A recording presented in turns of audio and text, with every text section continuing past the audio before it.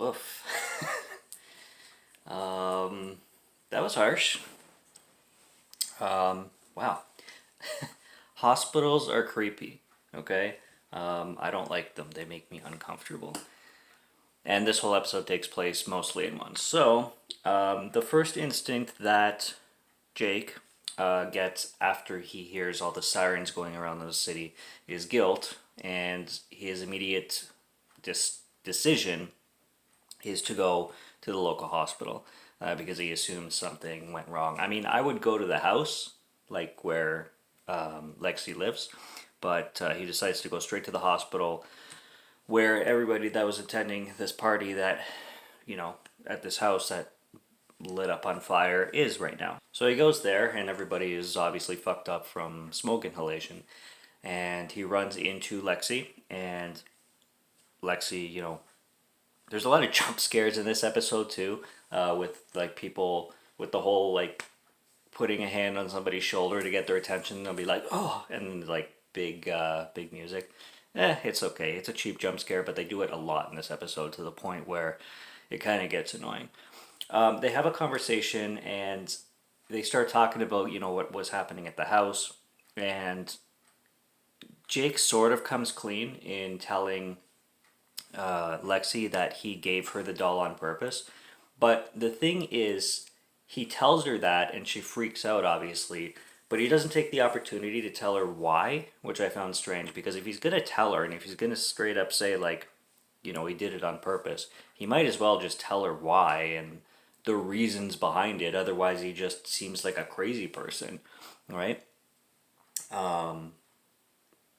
But what's going on with Lexi right now, she is getting some serious karma. Now, aside from everybody being hurt, which is awful, everything else, like with their parents, upset with her for throwing a party in the first place, telling her that she's irresponsible, you know, they're not going to buy a doll story, so she doesn't even bother, but she's getting it real hard for, like, she's getting a lot of karma. I wrote down karma over here because she's getting it hard. And the only person she has really to believe, like, to talk to right now is Jake, unfortunately, which she's been such a horrible person to. And it's kind of like, well, you got what you deserved. And I'm not saying that, like I said, it's I'm not talking about everybody that got hurt because that's all completely unfortunate. But if nobody got hurt at all, then that would be some serious ass karma on her, which she needs. Like, she needs a kick in the vagina. She needs a kick in the vagina. But not that Jake's perfect either.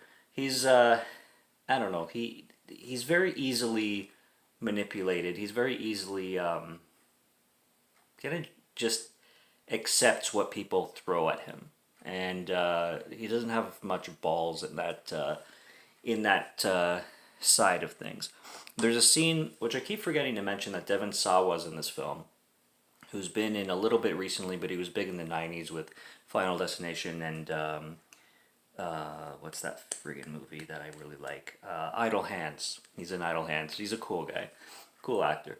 There's a scene where he's acting like he's been drinking, which I don't blame him because his son's in the hospital too, Junior.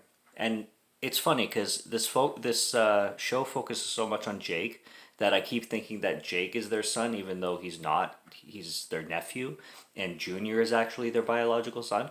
But I keep forgetting that. Regardless,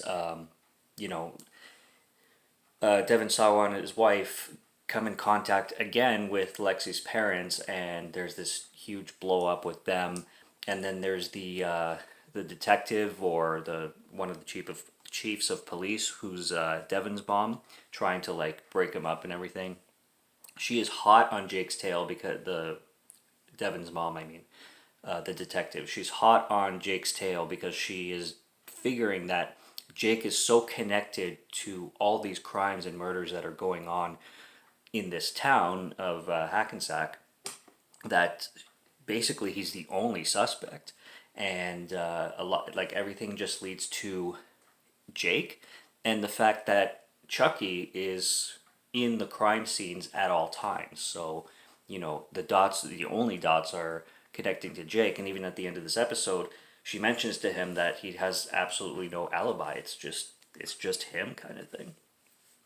But I don't fully like how Lexi and Jake are becoming friends. Like, not friends, but they are working together, and Lexi's like being nice now. I get it because that's kind of the direction that they need to take it, and Jake is literally the only person that she can talk to, but they decide to go investigate the burnt house, which the house is ridiculous because it does not look like that house wouldn't be a house. Okay, the inside of that house looks so mint. After the fire that was in the last episode, that house would be completely destroyed, and you wouldn't be able to just walk around inside of it. So that was ridiculous. But their banter back and forth, like she's she's just keeps asking Jake like why he would want to kill her, because you know she kind of she kind of realizes that she has been mean, but she doesn't understand to the extent because she has no recollection of herself. And they kind of have some understandings with each other. They start to talk about, or Jake starts to talk about the medications he takes for anxiety and depression, and then you can tell in her face that she can relate. There's one part where she's like, "Are you happy now?" And he's like, "No, I haven't been. I don't remember the last time I have been." And she's like, "Me neither." So you start to see some relations, like comparisons, like they have things in common, kind of thing. It's all right. I mean, it's a little cheesy, but I mean, it's not the worst. But that's the point where he actually finally tells her that she's a terrible person and everything that she's done to torment him, and he starts getting pissed off to the point where she falls off the balcony, and he catches her and everything. And here we have Chucky, melted Chucky with a half melted face that looks awesome. I don't know like if they're gonna keep the whole series going where he looks like that, or if they're gonna fix him up and find a reason to fix him up. But he looks great, and he looks terrifying with a half melted face. It's kind of funny. And he's just let go, Jake, just let go, because he's hanging on to Lexi, and you're wondering if he's actually going to let go. I didn't think he was, and he didn't. So he's like, "I'm not like you, Chucky. I'm not a murderer," and that's true. So Chucky in this episode bounces a lot back and forth between, like, you'll see him at the hospital and then you'll see him at the house. I don't know how he gets back and forth so fast, but it is what it is. And then eventually this police officer, I believe it's a police officer, comes to the house and discovers the two kids there. And the doll, he sees the doll, and then he decides he needs to take it for evidence. So he goes back to the hospital. There's this weird scene where he goes into Caroline's room and just starts eating cookies from random boxes. I'm like, what the fuck are you doing? Like, that was weird. That didn't make any sense. And then there's an amazing kill where Chucky just destroys him with a bunch of needles right in the chest. And he actually throws a scalpel at his spine first and then just starts pounding him with needles. It was absolutely disgusting. Everything about hospitals, like I said. And then you've got Devin's character as well, who he hasn't seen Chucky alive yet, so he has no reason to believe Lexi's story yet that he's alive. But Chucky ends up pulling the plug off of all the machines that Caroline's on, and it causes a code white in the hospital, and then. Everybody, comes rushing, and then there's Chucky sitting on the